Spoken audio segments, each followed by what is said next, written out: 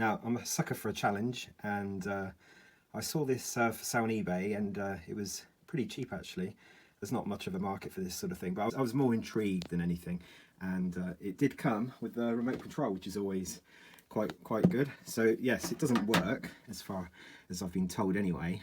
Now it's in really good condition for one that's travelled and arrived in one piece. It looks to be very clean. I've actually got a JVC without a hard disk, just a DVD recorder that's M10 I believe, and that is working fine, never been changed in any parts. So I guess that DVD recorder that I've got has probably had quite an uneventful life, probably hasn't been left to be plugged into the mains for a long period of time, so hence why the power board works and it starts up and you can use it. But this one I've been told is different, it doesn't work. I'm going to find out exactly what's wrong with it in a minute. Now, always handy to have the second remote regardless of what happens here. Taking a bit of a risk really, because I think if the hard disk is broken on these, then it is literally impossible to get the thing working. So that's something to bear in mind if you're looking at these older kind of JVCs. But they do a reasonable job of recording video. They're kind of up there with some of the other known brands, well-known brands at the time. So yeah, if you're watching this video, there's probably a good chance you already know about these models. So I think I'll just show you the outside first. The kind of letdown with these is the lack of decent cooling internally. So there's a few little holes there, see nothing on the top, and you've got a little fan down one end. But I think airflow in these wasn't good. So it's quite a full-featured back end to it. It will be an analog tuner, so yeah, can't really do too much except for record maybe some analog source. So well, might be quite good for recording from old 8-bit computers, home computers. So the video out here is component, S-video, SCART as well, separate audio out. There's a SAT control, interestingly, AV CompuLink. There's even a digital out, which is quite nice on this sort of machine. And yeah, you've got coaxial optical there. And it says it's locked to region 2, which it probably is. So yeah, there's a few screws on the back, a few on the side. Spin it around again. It's pretty heavy, pretty weighty. Once it, I suppose, in position, that's it. You'd leave it there, wouldn't you?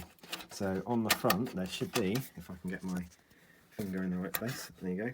There should be some more inputs. So you've got S-video, you've got composite, you've got left-right, you've got DV as well. So that's really good if you've got some old digital tapes that you want to archive, then it's a reasonable machine for that. And obviously you'd have the editing features on here, and especially if you record to hard disk, then you've got a wealth of editing features. But it does actually support DVD RAM, so quite a few machines of the time did support it. Toshiba, Panasonic's did. So yeah, it's good to see it on there. It does not support Plus, DVD Plus, and it's an MH20, so it's on a smaller size for the hard disk.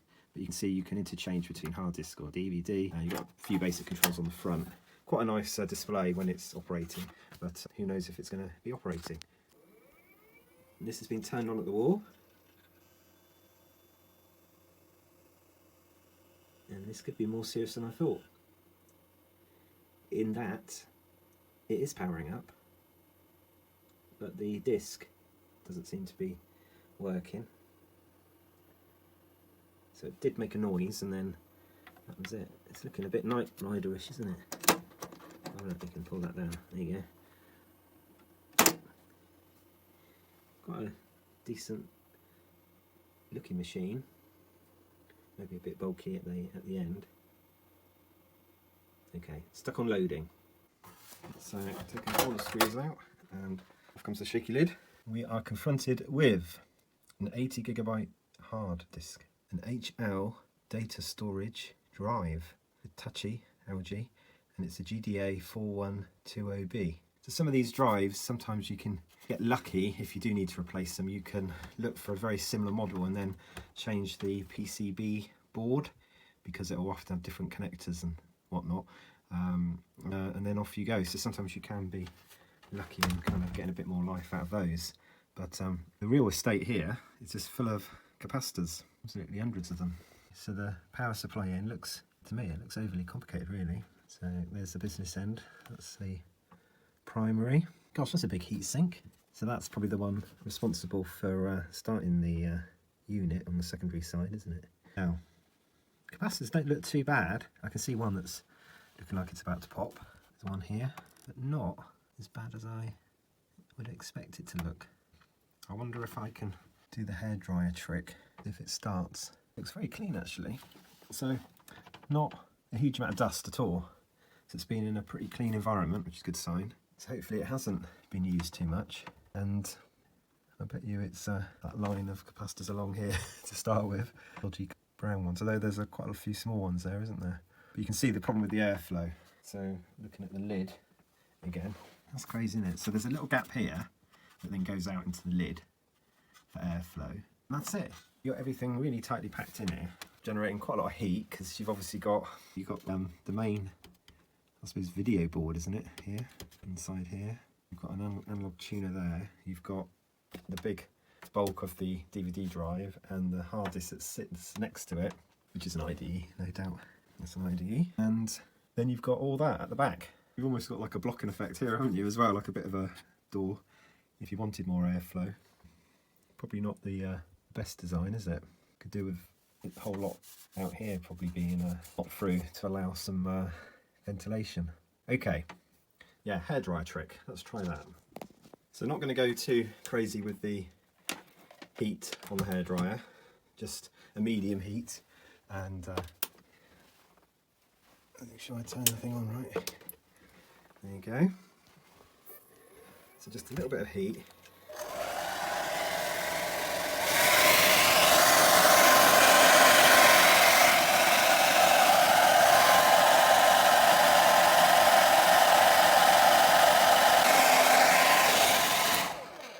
That seems possibly to have worked.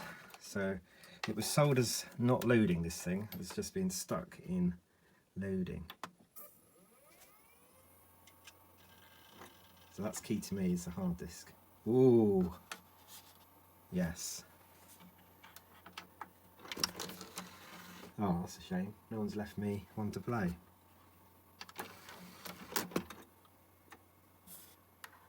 Could be some recordings on here though.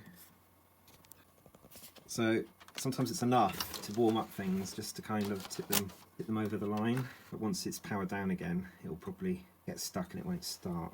So I'm switching over to DVD. Oh, it thinks it's open. Close. So it could have a about issue there.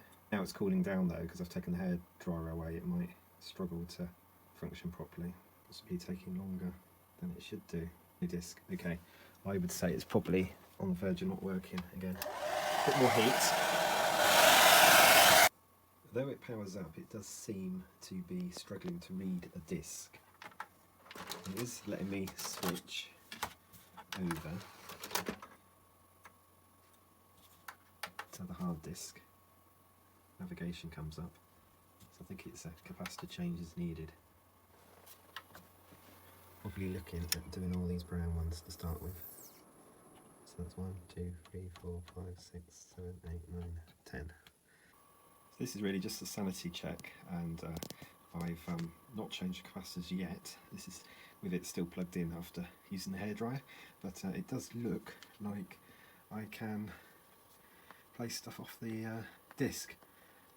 So let's try that now. Looks like it was 10 years ago that program was recorded. So I think it's worth trying to save this, and it will obviously need a proper replacement of capacitors on the power supply, but definitely worth having a go.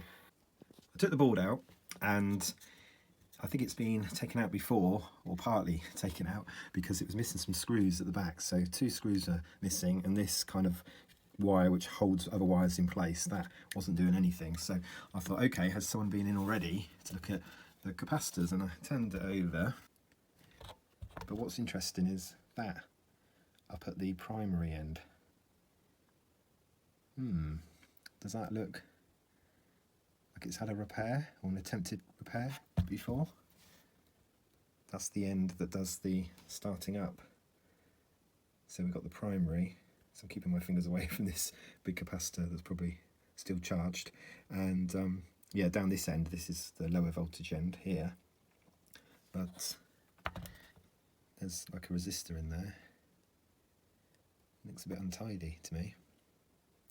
Maybe that's how they were, I don't know. So looking around, let's just try looking at some of these capacitors. I had another sort of think about it, and I did a bit of Googling to see how other people have approached these boards, and it seems that you really do need to go at the smaller capacitors because they tend to be bad. So I know that that big one there is kind of bulging, but these little blue ones probably need replacing. So I'm probably looking at doing quite a big capacitor replace on this board, and I'll probably do it in stages though. I'll probably maybe do the small ones first, and that big one that's kind of looks like it's kind of popping, and sort of go from there and see if the board performs a bit differently. But it may have had some work done actually. Looking at it, yeah, look there. Can you see over here? And at this end. Let's get a screwdriver. Yeah, this looks like fresher solder here. Actually, that's not even been soldered very well. That doesn't look like it's soldered in properly at all. So that needs looking at. These round here look like they've been done. Looks like it's someone with a similar level of competence at soldering as myself. Okay. Yeah, look, these ones haven't been trimmed off. Oh, they're not capacitors. Okay. So the big ones seem to have been left behind. Some of these ones here might have been done. And then looking at the smaller ones, maybe these ones nearest to me, they don't look like they've been done. Always take lots of pictures of your board before you start working on it. I mean, it is marked where the orientation of the capacitors need to go, but it's a good idea to at least take lots of pictures first.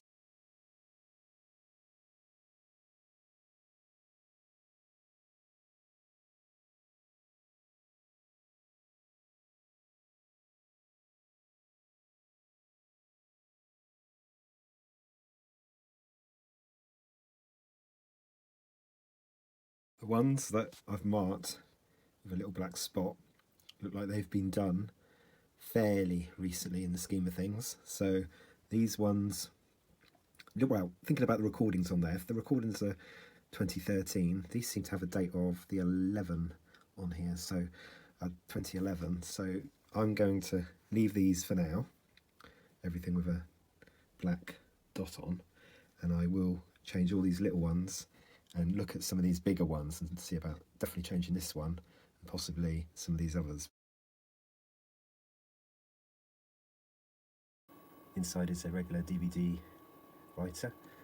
It's got a silver front to it. There's a button down there that you can try clicking on once power actually gets fed to the drive, which is after a period of time of it starting up.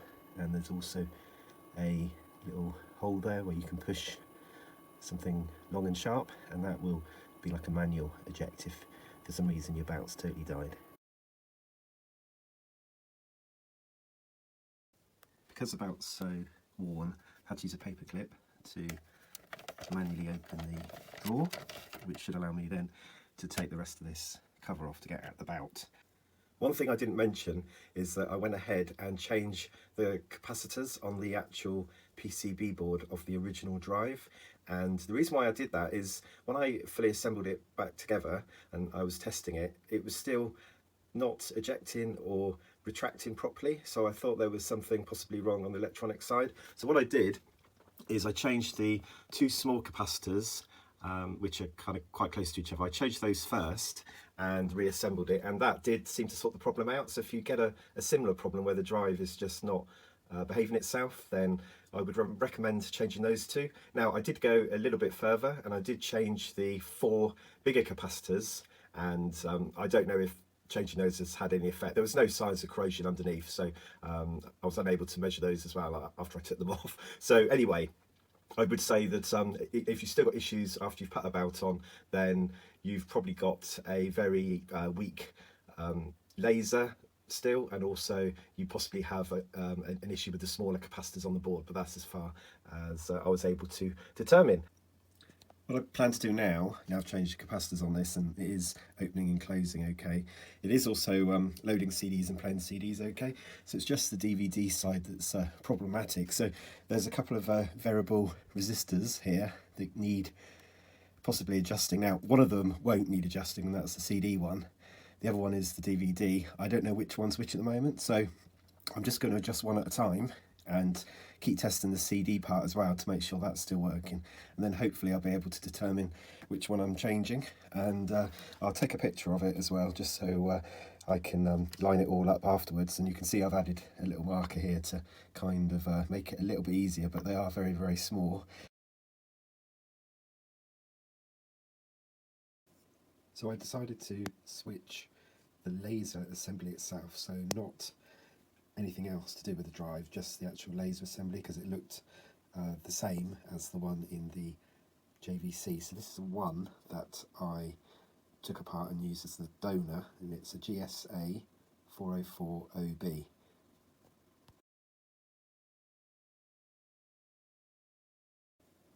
So to switch the two over, you'll find that it's actually more straightforward to take the laser assembly out of this donor machine.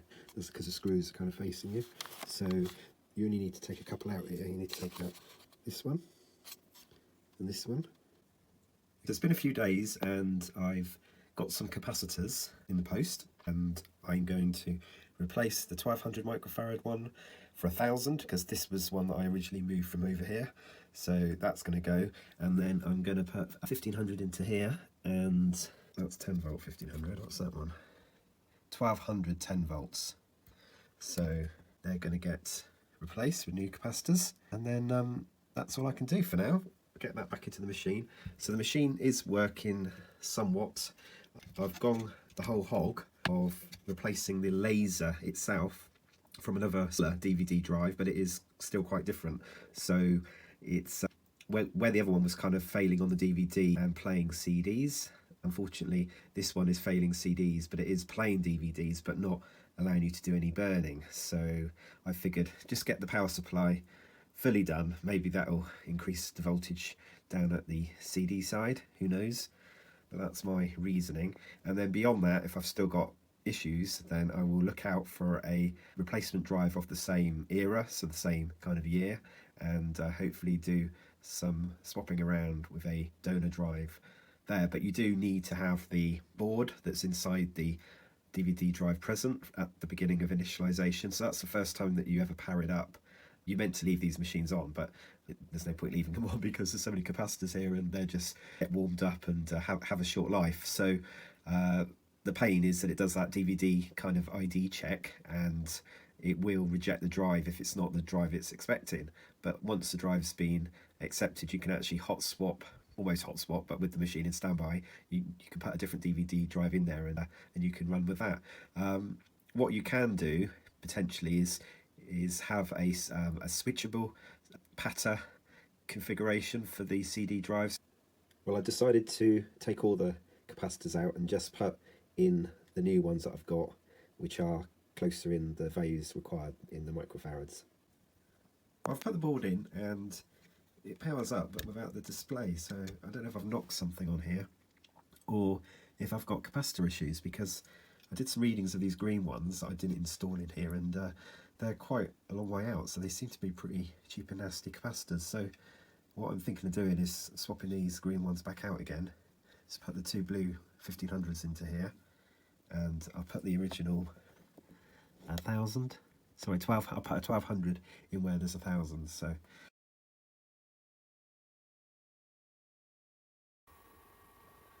although this DVD recorder is partly working in that it plays DVDs, shop bought ones, doesn't play CDs, what I'm going to do is I'm going to get a 416 OB drive, which is very similar, and swap the board out from that. So that's my plan, and I need to order that shortly. To recap then, this drive, which is slightly earlier than the one in the machine, so the one in the machine was this one, the 4120B, and it was March 2005. This was a little bit too early, so what I found is I swapped the laser over, which was a little bit of fun, but I managed to do it. And unfortunately, I could only play DVDs. I couldn't do any recording, and I couldn't use CDs in it. So that was a little bit of a wasted effort. But anyway, it was good practice taking things apart. Now, what I have discovered is another drive, and that is a 416 OB. Now, this drive came out just before, so this one here is dated August 2004, and I have another one, a spare one, which is September 2004. So they came out just before the drive in the DVD recorder, which came out in 2005. So the laser is identical inside, and it's just a case of swapping out the PCB board, which is what I've done. And I'm pleased to say that this will record on DVDs, it will load up DVD RAM, it will play DVDs, and it will load CDs and play those. So I've rescued the machine.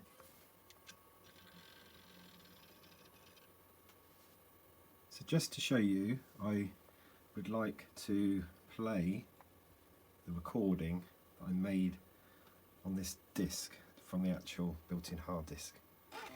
And here it's spinning out. There you go. So that's using this 416 OB laser with the board from the standard machine.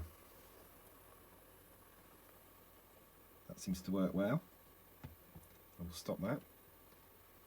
And I've got a read-write disk in there at the moment. So I've now rescued this JVC. It's now starting up properly. It also works. I've got another spare one of these as well, which is quite handy to have. So it's really useful to know that you can use this model, because these seem to be more common than the models that came with the machine. With the PCB board swapped from the original drive, the laser must be an exact match, because it works fine with the PCB board, which I think has only had one minor change in the revision. The last thing to do is just swap the trim over.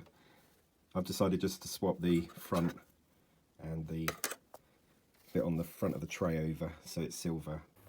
And the next thing that I've got to do, which I will do shortly, is to make an image of this original drive. So I've got another ID 80GB drive. I'm going to try to put it onto there and then swap it out, and then I've got a backup hard disk if this one ever fails.